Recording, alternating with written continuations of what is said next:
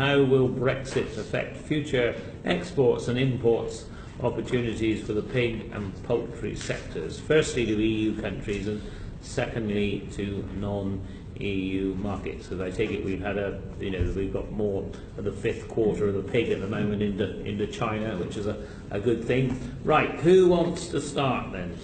Edward?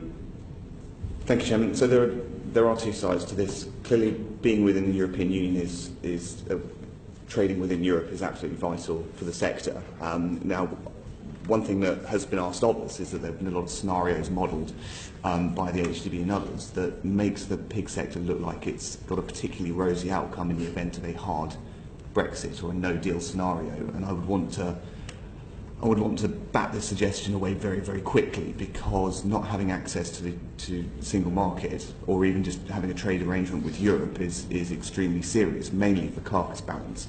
The carcass balance situation between Europe and ourselves is quite delicate, and we would really want to maintain that at all costs. We know that this is a two-way scenario, that Europe exports a lot to the United Kingdom, and it would want to try and continue that. Outside of the European Union, we are really setting a trail, I think, in terms of food exports across the world, not just Southeast Asia and Asia, but also to other developed economies as well in different cuts. And there's a great successful model in terms of year-on-year exports that are going there. So it's kind of on two bases of Europe and non-Europe, but I think from the most important challenge facing us straight away is that access to the European so market. So with the pig industry, how much do you export? I mean, actually we've got quite big imports, much less on the poultry side, but where are we really? It's actually gone down. I had to check with HDB yesterday, but at the moment we're at about I think it's at about 57% of exports. Yeah. And we have a rather peculiar situation. We require a funny pig in the UK. We want it with lots of legs and lots of loins, but not much so much shoulder and belly. So we've got this rather interesting scenario where we're exporting shoulders, we're exporting fifth quarter, but we're massively importing loins and legs from Europe. And we've yet to design that pig that works for us, really. So, well, you need a pig with more legs, do you? We'd like it with more legs, Chairman, and less shoulders to some extent. So that whole delicate imbalance between imports from Europe and exports to the rest of the world is something we need to maintain.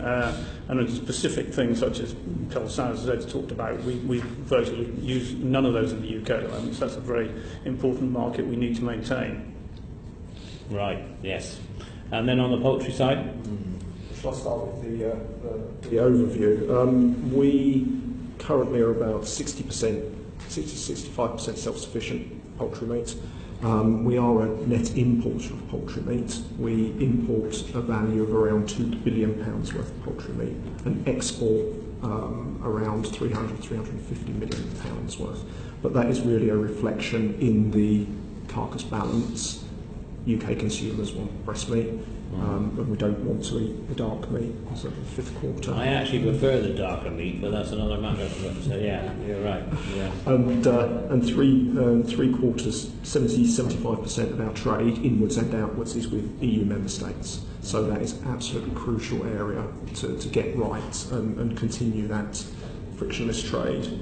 What are the main challenges affecting the planning? Because we've got some details on particular NGOs campaigning systematically against expansion of both pig and poultry farms from a report in 2014. Is that still an issue in 2017? Yes, it is. There is significant opposition, often generally on local basis, but more often now on an organised national basis. And we need to work at that and giving reassurance to communities that what we're doing is a benefit to the community, the immediate community, but also to the sort of feeding the UK as a whole. And for that, we need to reinforce the standards of what we do, and that not only presents sort of our local economies and our regional and national economies with opportunities, but it also constructs a shield against the imports that may not live up to those standards. Yeah.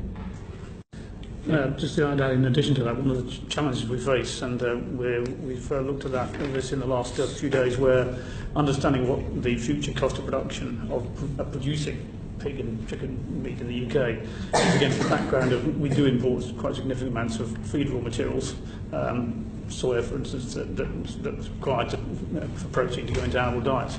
We started to look into purchasing those raw materials post-April 2019, post-Brexit, and we're now faced with the scenario we can't get quotes for that product, so we can't, in terms of looking ahead and scaling up and planning your business, because of the uncertainty, we're now in a market where we can't actually identify those costs.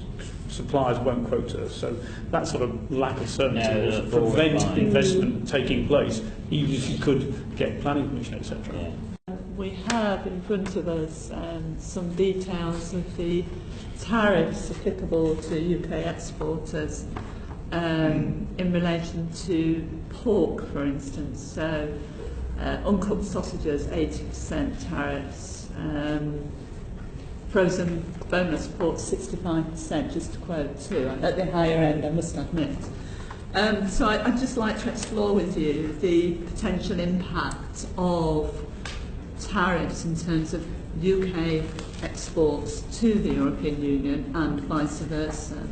What you think the impacts of the imposition of such tariffs would be on your industries? So I didn't have figures on chicken, poultry. Okay, I think also the meat, certainly if you're straight WTO tariffs, meat is certainly in the highest category, and poultry is over 30% tariff on WTO.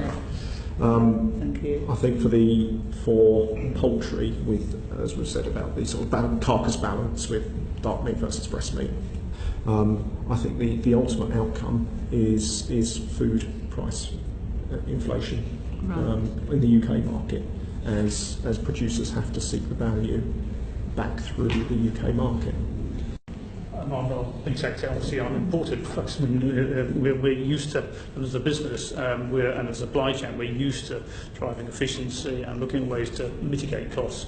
But obviously on the levels of tariff that would be applied, we're looking at impossible product engineering opportunities or efficiencies within the supply chain. So we're bound to see significant exports, really. Yeah, we're going to stop exports and see massive inflation on imports as a result of those tariffs being applied. Potential huge price increases. Correct. Yeah, But even more so than poultry. It seems to me that please tell me if I've read all of this unfairly, but it seems to me that there is evidence in both your sectors to suggest that it is really very important for the UK to secure a trade deal with the European Union.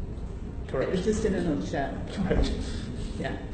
Yeah, that's Get that on correct. the record. Yeah. unthinkable not to, I think. Yes.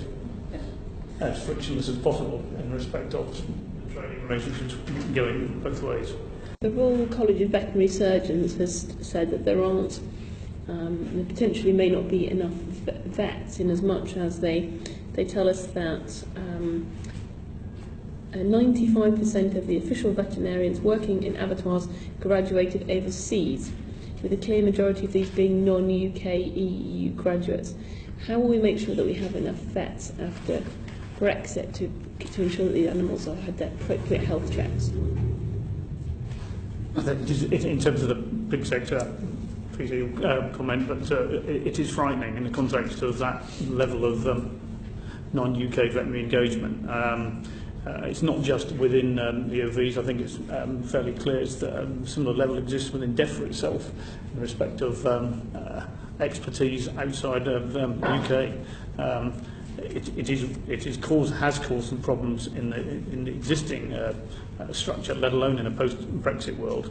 And it's difficult to see how we can gear up in a timeline that's being talked about, because an OV has to be on an abattoir site all day when we're slaughtering animals. We're on a 10-hour, 5 days a week shift, and it's difficult to see what the quick solutions are to that, other than continuation of similar levels of employment. I don't think the UK can gear up with the OVs, given the timeline for vets to be trained in the timeline. I can't see a simple solution to it, unfortunately. Just playing devil's advocate with the poultry for a moment. you've got poultry. You know, we've got a trade deal with America. They do a sort of chlorine type wash, which they have more densely populated chicken. Their welfare and hygiene standards are not so high, and then they then wash them with chlorine or whatever. The US Secretary didn't say they did, but it's a similar process. And so those poultry are safe to eat, but they haven't met the standards. So I'm just very interested in how in a trade deal would we resist that poultry coming in from the States, because it's perfectly safe to eat. It is perfectly safe, but you saw from the consumer reaction to this story, the sort of a visceral feeling that why would you need to use chlorine in the end if the process wasn't below ours, and I think we need to leverage that. This morning I saw a statement from an association of meat producers suggesting that we are about to lose post-Brexit 60 to 80% of our meat exports. There's a statement this afternoon by the CBI saying that Brexit will mean the loss of 1 million jobs and will cost £100 billion. We hear from you and other panels the word disaster and catastrophe more than any other words that come across. There are so many nightmare scenarios coming up. Isn't it time we thought again about Brexit and had another vote on the basis that second thoughts are always better than first thoughts?